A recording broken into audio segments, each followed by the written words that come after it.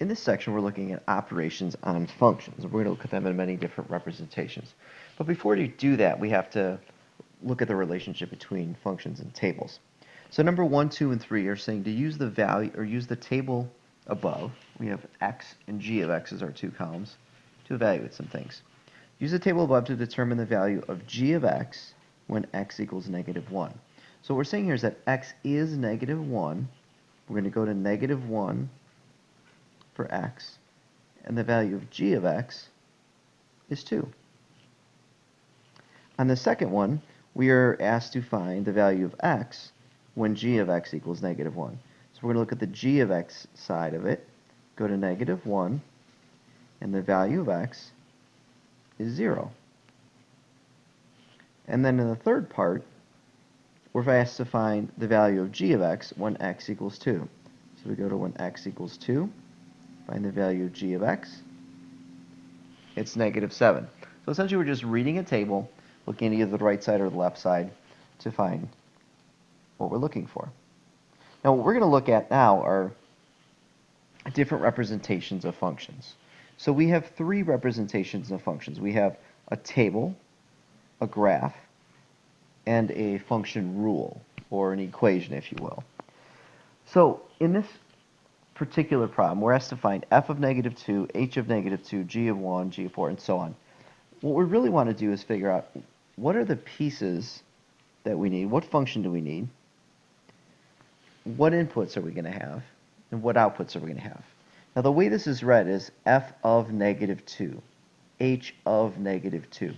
What that means is that -2 is our input, and then we're trying to find the output when the input is -2. So if I want f of -2, I'm going to go to -2 for the input. I know it's on f because that's the function table there. And I'm going to find my value is 4. If I want the next one, which is h of -2, I'm going to go to the graph, because that says h of x. I'm going to go to -2 on my graph. So these are my inputs here. My outputs are my vertical. Inputs are my horizontal. I go to -2, and I follow it up 1, 2, 3. The output would be 3 when the input is -2 for h.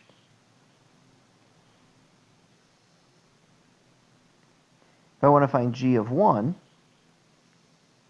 well, finding g of anything is going to involve this equation right here, 4x minus 3. Here's what that means. If we have g of 4, x has become 4. If we have g of 12, x has become 12. In this case, we have g of 1, so that means that wherever we see x in this equation, we're going to plug a 1 in. So g of 1 becomes 4 times 1 minus 3. So to solve this, we're going to take 4 times 1, which is 4, subtract 3, and I get 1. In the next part, we're looking for g of 4, so we're really going to use the same equation. G of 4 is 4 times 4, because again, x has become 4, minus 3, and that's 16 minus 3, so 13.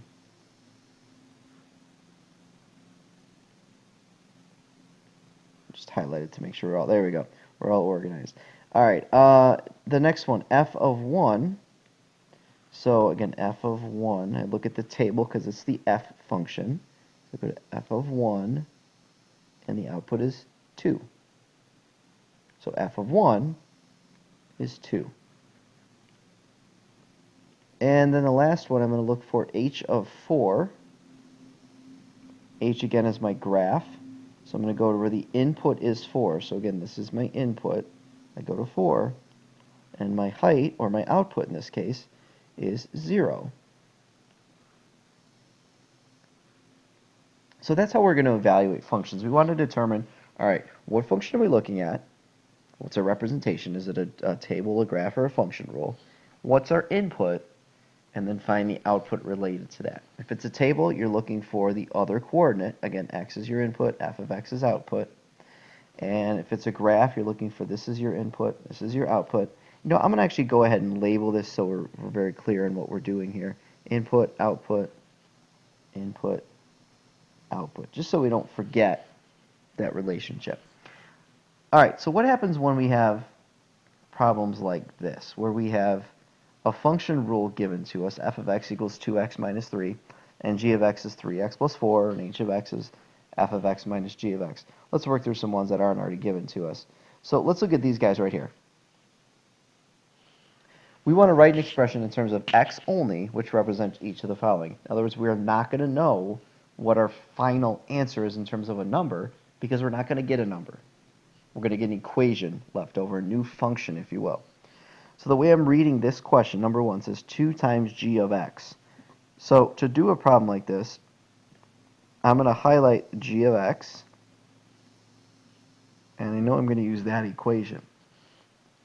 What this is saying is take 2 times g of x. So take 2 times 5x plus 2. The only other thing we can do to simplify this is to distribute the 2. So we have 2 times 5x plus 2 gives us 10x plus 4. In number 2, we have f of x minus 7. That's how I'm going to read that one. So we got f of x, do that one in blue, and we're going to take f of x and subtract 7. So 7x minus 1 minus 7. I can combine like terms. So the negative 1 and the negative 7 can be put together to give me negative 8.